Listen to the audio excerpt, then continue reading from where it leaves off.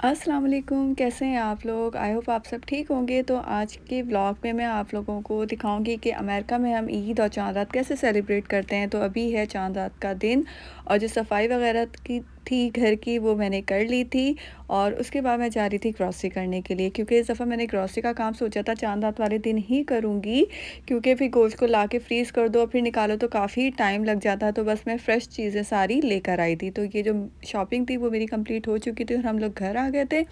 और घर आते साथ ही बस मैंने जो गोट लेग है उसको मैरिनेशन करने के लिए रख दिया था और जो ईद का मीठा है वो बनाना शुरू कर दिया था। शीर खुरमा और कुर्बानी तो ऑफ़ कोर्स पाकिस्तान में ही हम लोग करते हैं, तो यहाँ पे बस हम लोग थोड़ी सी सेलिब्रेशन के लिए ये गोट लेग वगैरह बना लेते हैं।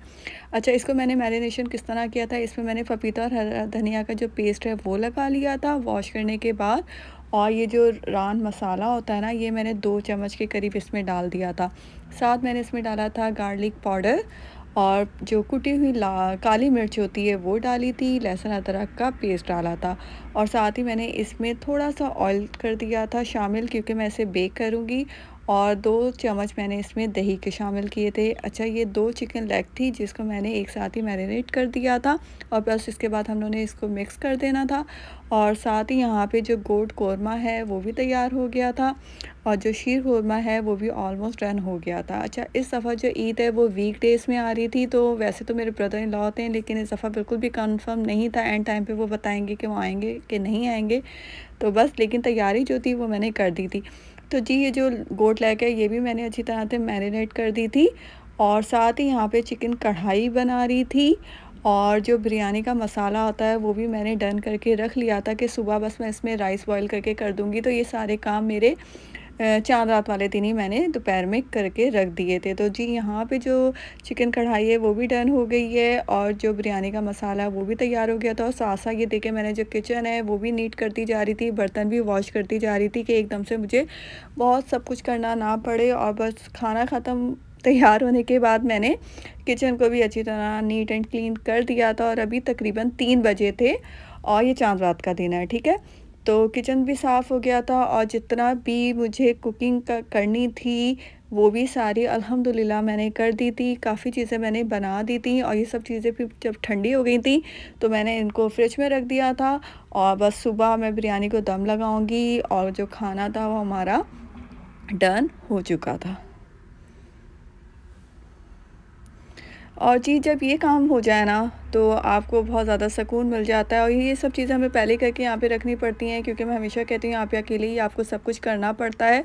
और किचन का काम करने के बाद मैं आ गई थी कपड़े इस्त्री करने के लिए, जो कि हमें ईद वाले दिन पहनने थे। वो भी बस मैंने सोचा था कि मैं जल्दी से करके रख दूँ दोपहर में ही और शाम में, क्योंकि मुझे कहीं जाना था। तो बस यहाँ पर जो थे मैंने अपने बेटे के, अपने हस्बैंड के और अपने कपड़े इस्त्री करके रख दिए थे। तो ये काम भी मेरा ख़त्म हो चुका था।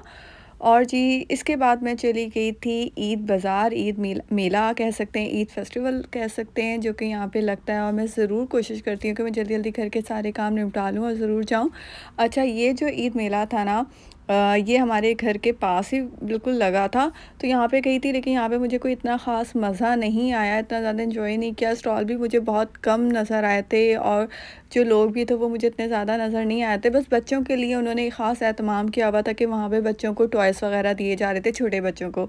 तो मेरे साथ तो कोई छोटा बच्चा नहीं था, करैक्टर्स इस तरह के बने हुए थे, तो आई थिंक बच्चों के लिए वो ज़्यादा फ़न था। तो बस मैं बस थोड़ी देर वहाँ पे रही और उसके बाद फिर मैं चली गई थी एक और ईद का मेला था जो कि मस्जिद में था और वो मुझे बहुत अच्छा लगा। तो मैं अपनी फ्रेंड्स के साथ फिर वहाँ पर आ गई थी।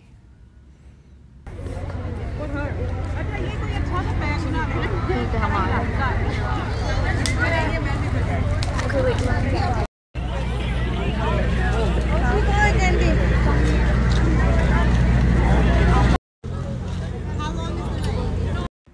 और ये ईद मेला काफ़ी अच्छा लगा था। यहाँ पे काफ़ी स्टॉल थे खाने-पीने के, मेहंदी के, शॉपिंग के, कपड़ों के, मतलब बहुत ज़्यादा थे। और ये चिकन ओवर राइस मेरे फेवरेट थे, तो ये मैंने ज़रूर लिए थे। और जी, बस हम लोगों को शाम हो गई थी, यहाँ पे ऑलमोस्ट रात ही हो गई थी और बच्चों की भी एक्टिविटीज़ का उन्होंने इंतज़ाम किया।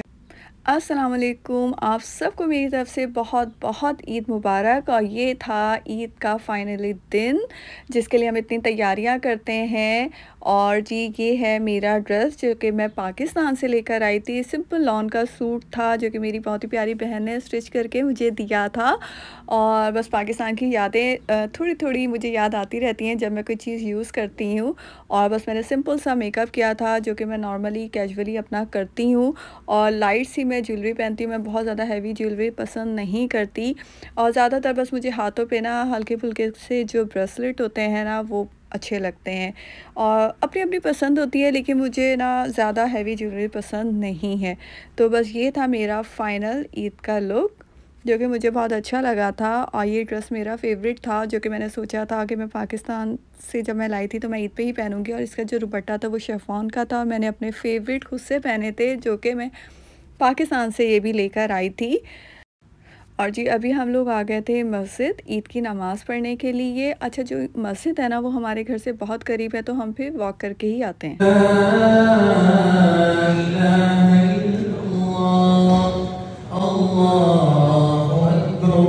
और जी ईद की नमाज़ हो चुकी है। और ये जो जब नमाज़ हो जाती है ना तो मुझे ऐसा लगता है कि वाक़ई हम लोगों ने परदेस में ईद की खुशियाँ जो है ना वो सेलिब्रेट कर ली हैं, क्योंकि मस्जिद में बहुत सारे लोग होते हैं जिनसे आपकी मुलाकात हो जाती है।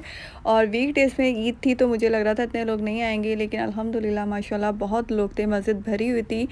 और मस्जिद से आने के बाद फिर हम लोगों ने अपना जो रिवायती नाश्ता होता है शीर कुरमे का वो किया था। और मौसम इतना ज़्यादा अच्छा हो गया था, एकदम से बादल आ गए थे।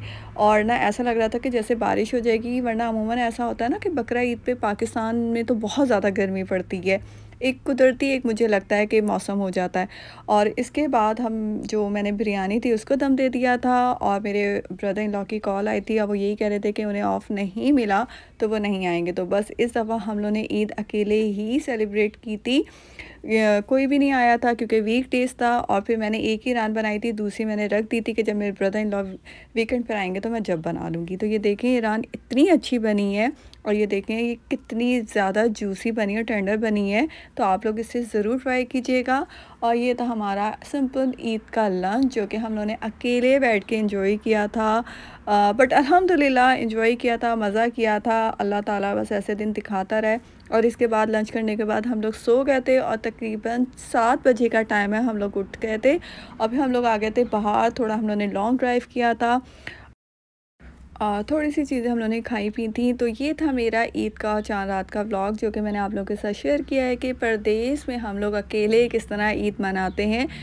आई होप आप लोगों को पसंद आया होगा। सब्सक्राइब ज़रूर कीजिएगा। इंशाल्लाह फिर मिलेंगे। खुदा हाफ़िज़।